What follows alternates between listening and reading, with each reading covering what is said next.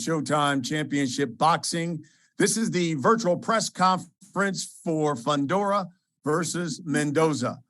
Saturday, April 8th, Showtime Championship Boxing. We are back at Dignity Health Sports Park in Carson, California, or as we like to call it, the Punch Bowl. We got a triple header of fights coming your way on Showtime Championship Boxing, 10 p.m. Eastern. That is 7 o'clock Pacific time. And it's all presented by Premier Boxing Champions, by the way. These fights are going to be promoted by TGB Promotions, Samson Boxing.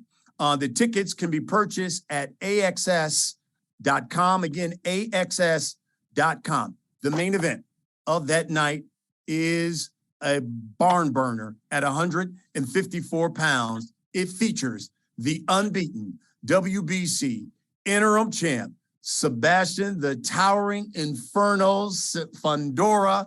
He's taken on the hard-hitting Brian Mendoza. Listen, last time we saw Fundora, that was last October, where he took on Carlos Ocampo, dominated him for 12 rounds, got the unanimous decision, and it was right there at Dignity Health Sports Park, by the way. And then the last time we saw Brian Mendoza, who can forget that? That was last November. He took on the former unified champion at the time, Jason Rosario. Mendoza took the fight, folks. Let's not forget, on 10 days' notice. 10 days' notice, and he knocked Rosario down twice in that fight, especially in the fifth round.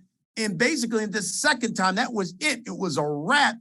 And he not only knocked out Rosario, but Rosario, you might remember, retired after that fight.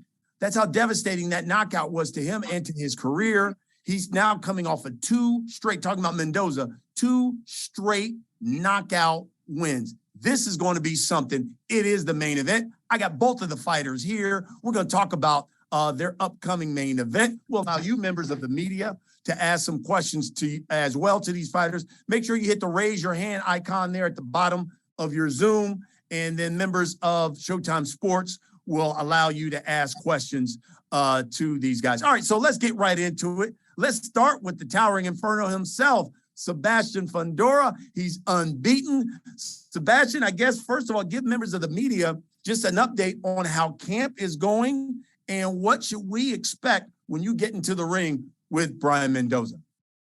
Oh, camp's been good. You know, everything's been good for me. We've been training hard, getting ready for another fight, another exciting fight here in Carson. So just expect fireworks, you know. I'm going to bring my best. I hope he brings his best. And again, just expect fireworks. Love it. Brian Mendoza, same thing to you. For members of the media who are watching this, give us some insight on how camp has been going, how you've been training for a guy who's 6'6", 6'7", and what should we expect when you get in the ring with the Towering Inferno? Another explosive performance, you know, like last time. This has been a tremendous camp. I've been killing myself day in, day out, suffering every single day, making sure, you know, leave no stone unturned. And we're just ready to go. I wish it was tomorrow. Love it. All right, guys, let's talk about this fight a little bit. Sebastian, I got to go to you because, look, Mendoza, we know this guy can throw. He's now coming off 2 straight knockout wins. Is that something that concerns you? Is this a fight where you say, hey, look, I'm not trying to go toe-to-toe with this guy? No, that's never the case for me. This last guy we fought, Ocampo, was a hitter, apparently. Lubin was a hitter. All these guys been strong guys, you know. Mendoza's another strong fighter that we're going to fight, and we're going to just go for the win like always. B, listen, this is a guy who, again, he's so tall at 6'6", 6'7", and you would think on the outside that this guy would use his range and reach. But you know what? He loves to battle it out with guys, and it's an exciting fight. Is that the type of fight you're expecting out of Sebastian Fundora? Yeah, of course. But like I said, you know, I've been suffering in camp, just sacrificing everything to be ready for whatever happens. You know, if he tries to use his range and all that, or if he tries to bang, you know, like usual, we're ready really for anything. But I just, you know, been preparing, you know, brought in sparring partners. I've even been in there with cruiserweights, sparring and stuff, literally getting ready for anything.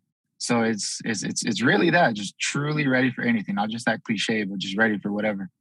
I think I read something where you told one member of the media you're looking to, not only shock people again with this victory over, you said over Fundora. Talk to me about that. What do you think people didn't give you enough respect for that win that you got over Rosario? It wasn't so much about the respect. It was just before the fact. Before I said I wanted to add a former unified world champion to my resume, and people, scoffed and laughed. And I'm like, all right, keep laughing. And it's more about that. It's just you don't have to believe me. I'm gonna show just with my actions, and that's what I want to do. I want to go out there and prove that I'm one of the best, and especially in this division. And that's the goal. So it's more about getting just proving to people. Because like, all right, you don't have to just believe my words, but I want to go in there and prove what I say, that I'm gonna shock the world and pull off another big upset. What did that win over Rosario do for you and your confidence? The confidence was there just through the work ethic. So I finally have the right team behind me and everything. And because I've always, dedicated everything to this, and the confidence was always there. But of course, it does get to another level. And then, you just see, like, I went immediately from that to a title fight like this. So it did everything. It was everything. Sebastian, listen, every fight is important. And I know that. But, we just had Tim Tszyu, Tony Harrison, and we saw what he did to Tony Harrison. And now he's gotten Charlo's attention, and Charlo and Tszyu is like, okay, let's get it on this summer. So in light of that, I know you want your crack at that undisputed crown. How important then is this fight in making sure there is no slip-ups against somebody like Mendoza? This fight is as important as every other fight before, Mendoza's a hard hitter, like you guys said. He's a contender as well. We're not looking lightly of him. This is another tough fight, just like the last fight, just like the fight before. We have to go past Mendoza if we want to even think about fighting for that championship. What did you see when you watched Mendoza and what he did to Rosario? What were your thoughts about him as a fighter? Or did they change at all after seeing what he did to Rosario? No, I think he did a great performance. He did his thing.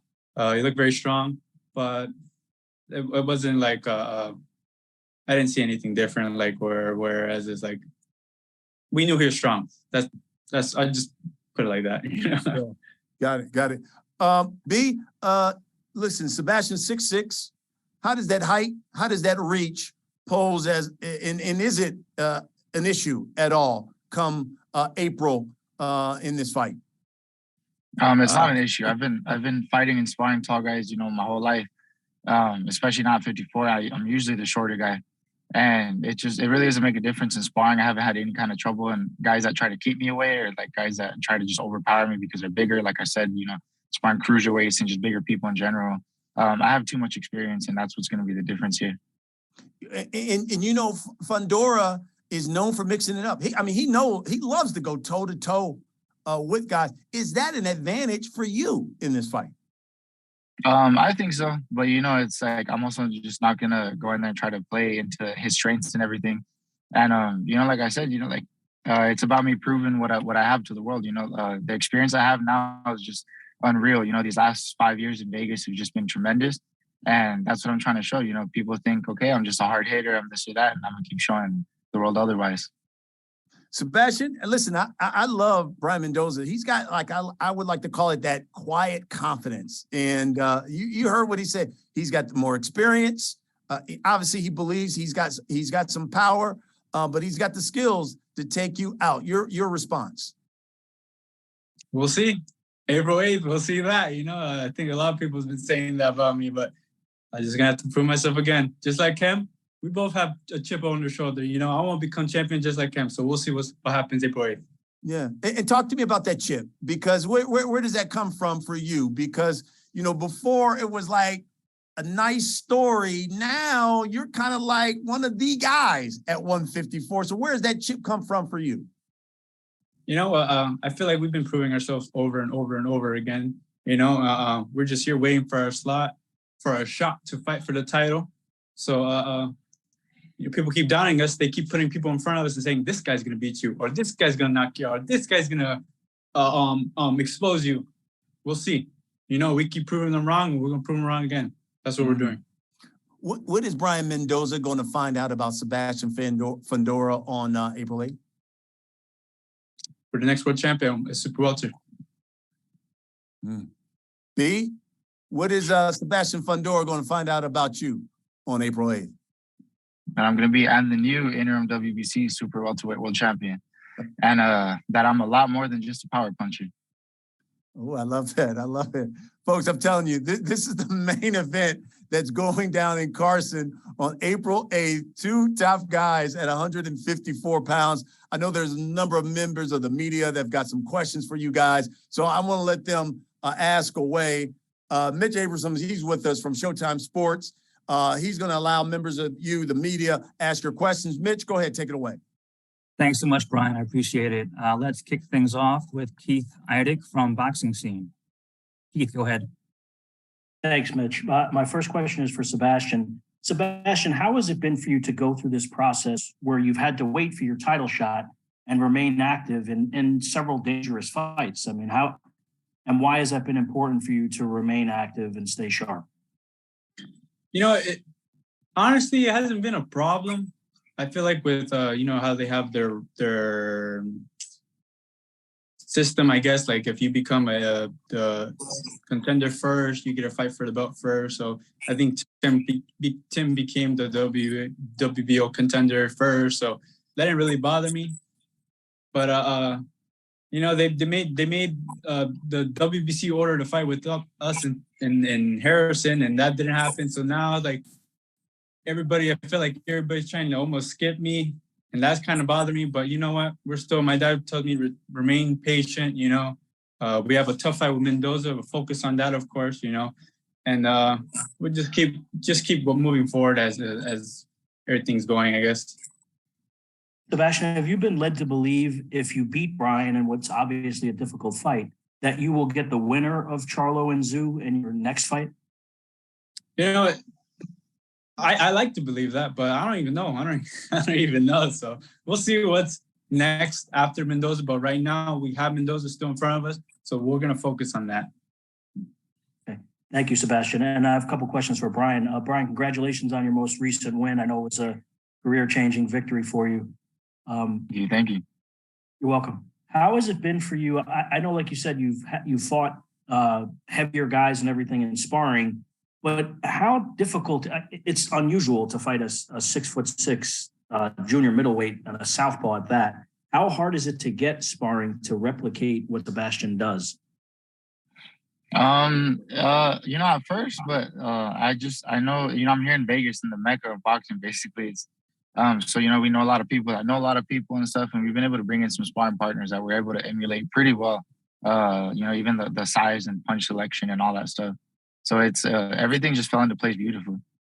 Okay. Brian, you've obviously been through a lot in your career. You had a couple of setbacks in recent years. What would it mean for you to beat Sebastian on April 8th and then find yourself in position to fight for all 4 titles at some point, potentially later this year? I mean, everything. You know, a win is everything. I'm trying to get to that next level. And like I said, you know, I finally feel like I have the right team behind me, the level of experience and everything. And I feel like I'm in my prime. So I'm really entering my prime, and it's just time. So right now, this win is everything.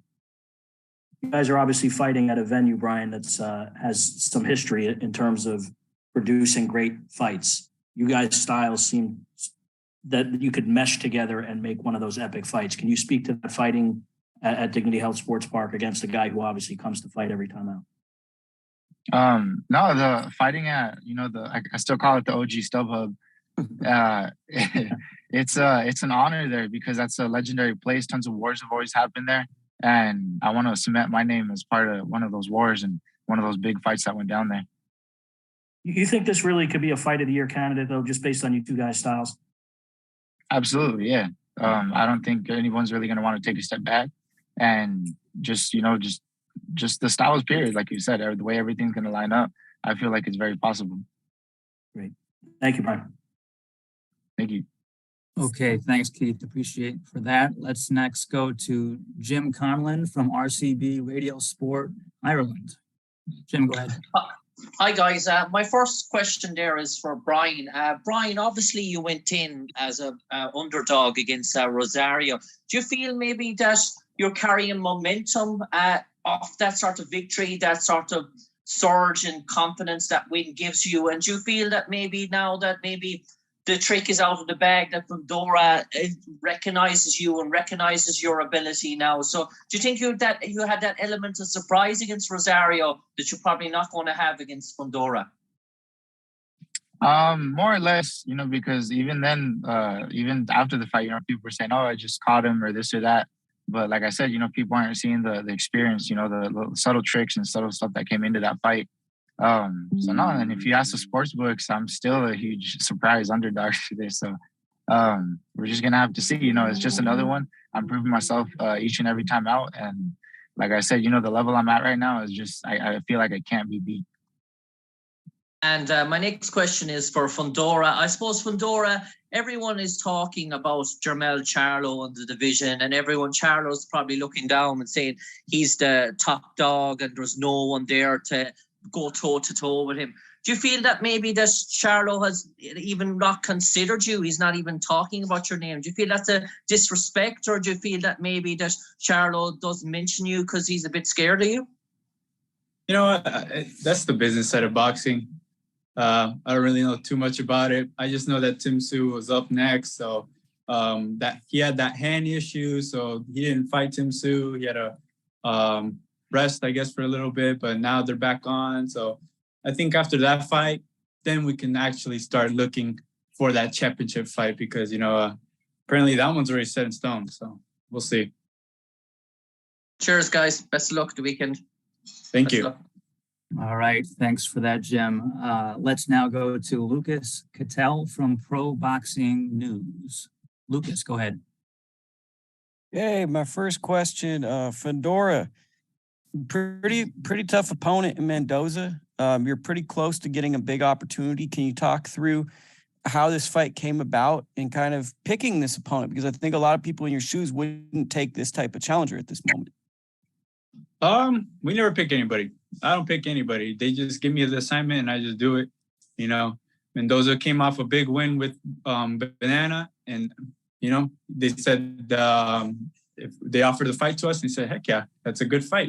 Good fight for the fans, a good fight for us." So we just took it as soon as we heard the name. Okay, and for Brian, you've talked extensively about Tony Brady helping with your career. Can you speak to some of the aspects of your relationship with Tony and how he's helped kind of with this resurgence in your career? He's been key. Absolutely. Like, I've always had the fundamentals and all the boxing stuff, in my head. But now with Tony Brady behind me, I have the strength, the conditioning, just all around, the mental fortitude, honestly, to really go out there and execute. And I feel like that's been a huge key factor and been the biggest key that I've added to the team in the last few years. I feel like my final question, I feel like this division's fairly wide open. We got Charlo at the top, Tim Tszyu had just an amazing performance. Are you guys trying to put on a performance? And this is fairly obvious, but are you, in the back of your mind, are you looking at Tim Tszyu's recent performance and the praise he got to somewhat outdo that performance and make noise of your own to make a challenge at the top of the division? Absolutely. 154, the thing I love about 154 is the titles were playing hot potato for years. And that's the thing, at 154, everybody fights everybody. You don't really get too much ducking and dodging. And that's why we're here, making fights like this. Yeah, those are my questions. So Okay, thanks, Lucas. Appreciate it. Let's now go to James Bell from the Boxing Source. James Bell, go ahead. All right, thanks. Just one question here for Sebastian.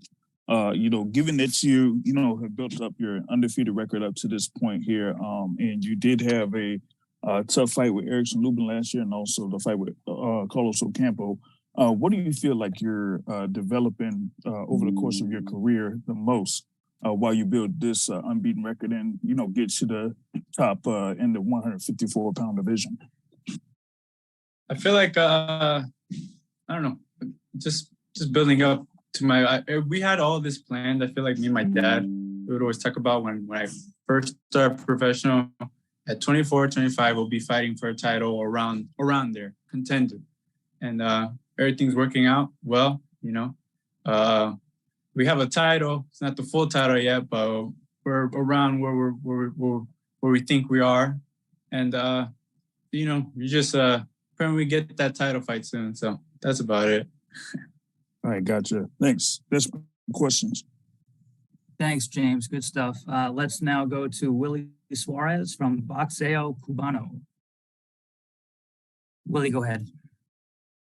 How you doing, guys? I have a question for Brian Mendoza, actually for both of them.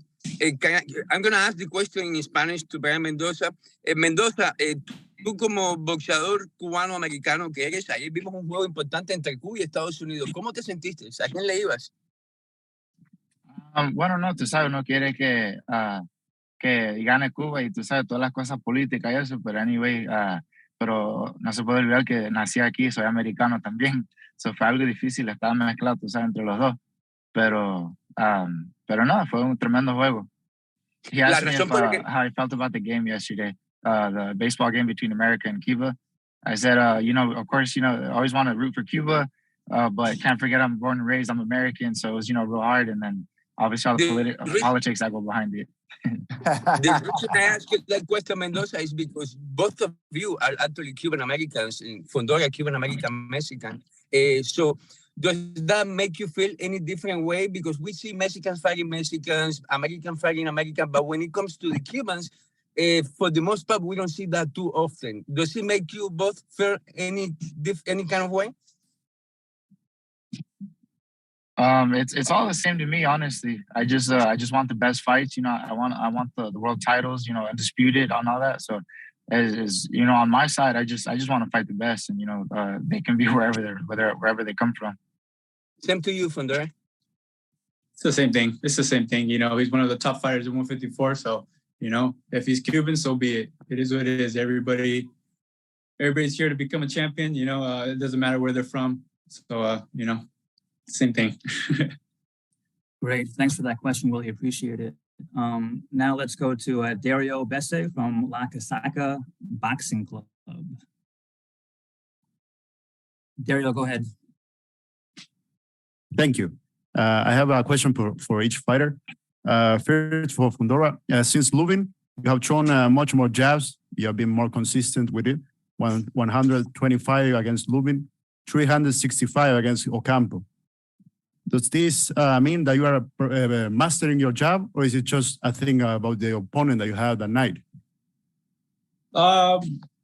Mastering your jab, I feel like, I mean, I'm not gonna say I mastered it, but you know, I'm learning how to use a little bit more distance and stuff like that. Not that I've been learning, I'm just using it more. You know, I feel like I always can box, but these fights call for different things. You know, Ocampo, I could box a little bit more than I could with Lubin. Lubin was trying to be there in the chest. You know, something that I'm comfortable with, but that's what the fight called for. So I'm just showing the boxing world what I can do in different situations. Boxing, using the jab, I always been able to use that. Thank you very much. Mendoza, does the underdog tag fits you in this kind of fights? This is the second fight that is really big and it's coming to you as a B-side. Does it fit you? Does it forces you to be a better fighter? Absolutely. I feel like, you know, either way, you know, I want to put on my best performances, but yeah, honestly, I'm kind of enjoying the whole B-side thing. It makes the victory that much sweeter. Thank you very much to both of you. Thank you. Thanks, Dario. Appreciate it. Now let's go to Antonio Baez from AB Boxing News. Antonio, go ahead. Yes, thank you. Question is for Brian. Brian, your last fight with Banana, right? Was Banana. What did you learn from that fight, and what can you take from that fight to beat the champion, Fundora? In that fight, I just gained a lot more experience. You know, that was a former unified world champion. And he was actually on a comeback streak. I mean, he had like 2 or 3 fights in the Dominican Republic. And a lot of people didn't even know that. So, you know, he felt like 160 was going to be his healthiest thing, you know. They made me go up to his weight, and he was on that comeback streak, feeling himself, you know. He thought 160 he was going to be a lot healthier and everything. And then it was just the experience I gained from it. You know, I learned, obviously, you know, a lot of little, you know, tricks and little stuff I picked up from the fight, but it was the biggest thing I would say was experience from being in there with someone like that. Thank you, Brian. Thank you. Okay, thanks, Antonio. And that will conclude our media session for today. I'm going to send it back up to Brian Custer for some final thoughts. Okay, Thanks. Mitch, thank you very much. Again, listen, this is the main event that comes your way Saturday, April 8th on Showtime Championship Boxing. We're going to do it from the Dignity Health Sports Park in Carson, California. The main event, Sebastian Fundora, unbeaten, taking on Brian Mendoza. Again, this fight is brought to you by Premier Boxing Champions, being promoted by TGB Promotions and Samson Boxing. You can get your tickets at AXS.com. AXS.com. Guys, we're going to wrap it up with this. Brian, I always like to ask this question for all of those people who will turn into Showtime Championship Boxing. And for those people who will come out and spend their hard-earned money there in Carson, California to come watch you fight, what can you guarantee they're going to get when you step into the ring with Sebastian Fundora on April 8th? I can guarantee another explosive upset, just like the last one. You know, people, they were laughing and doubting and everything just like then. And then I went in there and proved it, and I plan to do the exact same thing April 8th. So I guarantee you should get your tickets. Love it. Sebastian Fundora, same question to you. To those people who love to come out to Carson, California, they love to watch you fight. What can you guarantee they're going to get when you step in the ring with Brian Mendoza? Another another exciting show. You know, got two hard hitters fighting in the main event, and then we got my sister fighting another card. So show up early enough, and you'll see my sister fight too. So I love it. It should be one heck of a fight. Again, it goes down April 8th on Showtime Championship Boxing. Brian Mendoza, Sebastian Fundora. Guys, best of luck to you. Stay healthy throughout here at camp, and can't wait to see you guys in a couple of weeks on Showtime. I appreciate your time. Likewise. Looking forward to it, man. Absolutely. And thank you, members of the media, for